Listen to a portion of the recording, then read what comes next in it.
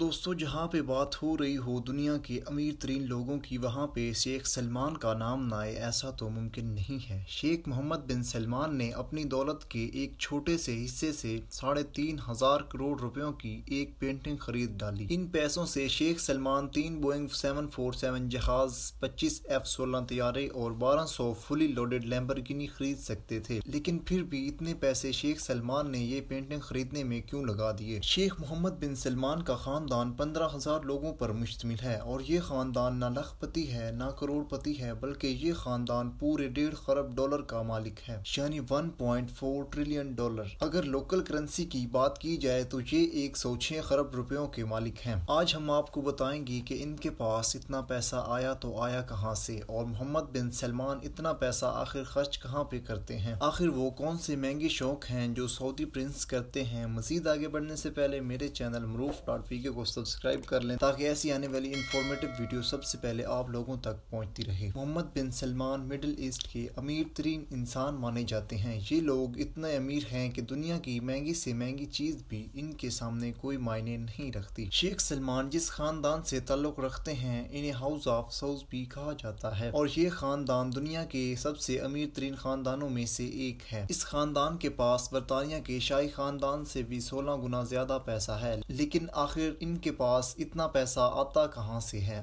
ہم نے تو شاہی خاندان کو ہمیشہ ہی مہنگی ترین گاڑیوں میں دیکھا ہے، لیکن ان مہنگی ترین گاڑیوں کو خریدنے کا پیسہ آتا کہاں سے ہے؟ اس کا سیدھا جواب ہے آئل۔ جی ہاں، سعودی شاہی خاندان کا سب سے بڑا ایسٹ سعودی ارامکو ہے، جو دنیا کی مہنگی ترین کمپنی ہے، اتنی مہنگی کہ گوگل، فیس بک، یوٹیوب، حتیٰ کہ ایپل، یہ چاروں کمپنیز بھی مل جائیں یہ سعودی ارامکو کی مارکیٹ ویلیو نہیں گرا سکتی۔ فی الوقت سعودی ارامکو کی مارکیٹ ویلیو 2 ٹریلین ڈالر سے 10 ٹریلین ڈالر کے درمیان ہے، یعنی دنیا کا سب سے زیادہ طاقتور ملک امریکہ بھی چاہے تو سعودی ارامکو کو خرید نہیں سکتا، کیونکہ امریکہ کا سالانہ بجٹ ہی 6 ٹریلین ڈالر کے برابر ہے اور شاہی خاندان کی ایک کمپنی ہی 10 ٹریلین ڈالر کی ہے۔ اب آپ کو شاہی خاندان کے ایسٹ کا اندازہ تو ہو ہی گیا ہوگا کہ شاہی خاندان ہلکی پھلکی جاگیر کے مالک نہیں بلکہ دنیا کا سب سے زیادہ طاقتور خاندان ہے۔ اب آئیے آپ کو دکھاتے ہیں کہ شیخ سلمان اس خاندان کے سب سے طاقتور انسان اپنے پیسے آخر خرچ کہاں پہ کرتے ہیں۔ گولڈ سے بنی کار، پرائیویٹ جیٹ اور شاہی محلات کے ساتھ ساتھ سونے سے بنے فرنیچر اور گولڈ پلیٹڈ باتھ روم تک کوئی ایسی چیز نہیں ہے جو سعودی کے خاندان نے چھوڑی ہو، اور ہم صرف ان خرچوں کی بات کریں گے جو صرف شیخ سلمان نے کیے۔ محمد بن سلمان کی شادی سعودی پرنس سارا سے ہوئی تو وہ ان کو 2 منتھ کے ہنی مون پر جاپان اور مالدیو لے گئے۔ مالدیو میں شیخ سلمان نے ایک پورا آئی لینڈ بک کیا۔ اس آئی لینڈ پہ شیخ سلمان کے ساتھ پرائیویٹ شیف اور سیکیورٹی بھی موجود تھی، اور 2 منتھ کے لیے اس آئی لینڈ کو عام پبلک کے آنے کے لیے بند کر دیا گیا۔ اس کے علاوہ شیخ سلمان فرانس میں ویکیشن منانے گئے تو وہاں ان کو ایک پرائیویٹ یاٹ پسند آ گئی اور انہوں نے اسے فوراً خریدنے کا حکم جاری کیا۔ یہ یاٹ ایک رشین ووڈکا ٹائکون کی تھی جس نے اس یاٹ کی قیمت $500 ملین